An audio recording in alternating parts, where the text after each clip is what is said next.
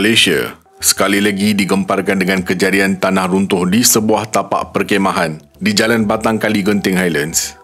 Antara agensi terlibat termasuklah Jabatan Bomba Penyelamat Malaysia, Polis Diraja Malaysia, Angkatan Pertahanan Awam, Pasukan Khas Operasi Taktikal dan Penyelamat Malaysia, Kementerian Kesihatan Malaysia dan Angkatan Tentera Malaysia. Setakat video ini diterbitkan, lebih 20 orang telah pun maut, manakala hampir 60 mangsa berjaya diselamatkan. Misi mencari dan menyelamat masih dijalankan pihak berkuasa. Persoalannya, bagaimana tanah runtuh boleh berlaku di Batang Kali?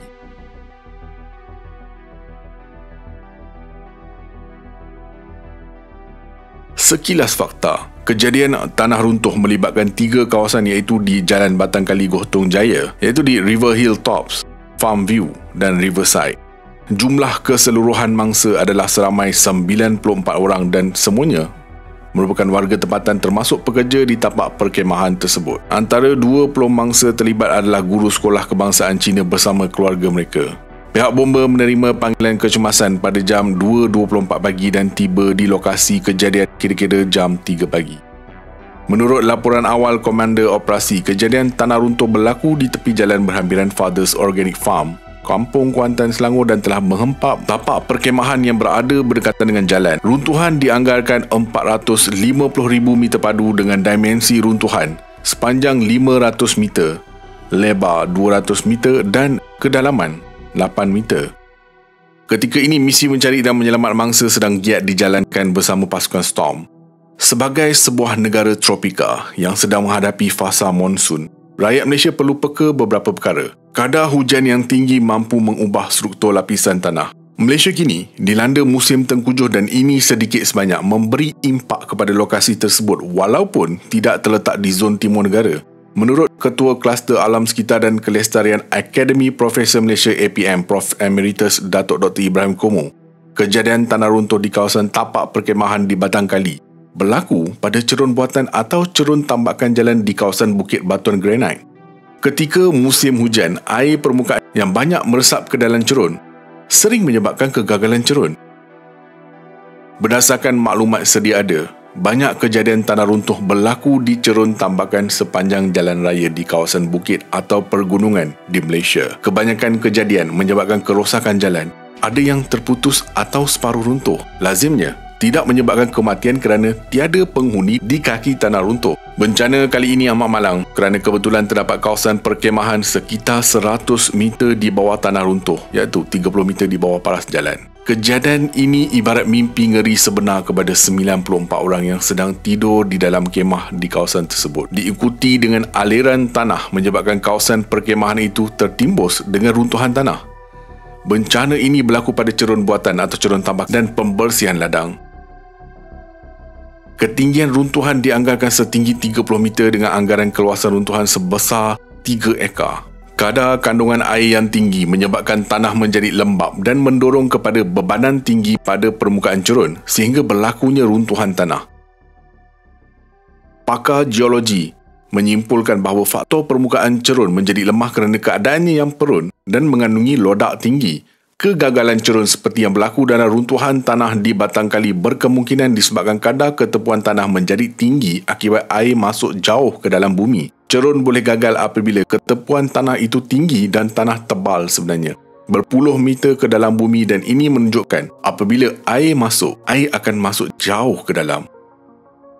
Kawasan dengan ketepuan air yang tinggi tersebut berada di dalam dan bukan di permukaan. Dan apabila kawasan di dalam ketepuan air yang tinggi ini, skala pergerakan tanah akan menjadi besar kerana satahnya berada jauh di dalam bumi. Dan apabila satah mulai melemah, ia membawa turun sejumlah tanah yang besar, menuruni cerun dan berlaku runtuhan tanah. Justru walaupun tanpa hujan lebat 2 atau 3 hari sebelum kejadian runtuhan, kekerapan hujan sebelum tempoh tersebut menyebabkan pembasahan tanah secara berterusan. Selain itu, faktor bukit yang dipotong untuk membina jalan raya boleh mendorong kepada tanah runtuh. Apabila bukit itu dipotong sedikit demi sedikit dan tanpa struktur penahan serta penstabilan cerun yang baik, cerun akan menjadi lemah. Selain itu, menurut pakar lain, bencana yang berlaku di Batang Kali dikenali sebagai delayed deep-seated landslide. Cerun yang runtuh berkemungkinan membabitkan cerun buatan manusia yang ditambak bagi pembinaan jalan raya. Satah menggelincir mungkin pada kedalaman 3 hingga 5 meter di bawah permukaan cerun.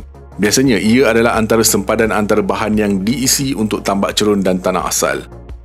Air yang meresap melalui sempadan ini dari tempat yang lebih tinggi, yakni atas bukit, menyeberangi jalan. Hujan lebat berlaku beberapa hari sebelum itu meresap ke dalam tanah dan mengalir bawah tanah ke arah cerun, dan itulah sebabnya kegagalan hanya berlaku selepas beberapa hari selepas hujan. Semua lereng bukit berpotensi berlaku bencana, namun bukan semua cerun berisiko.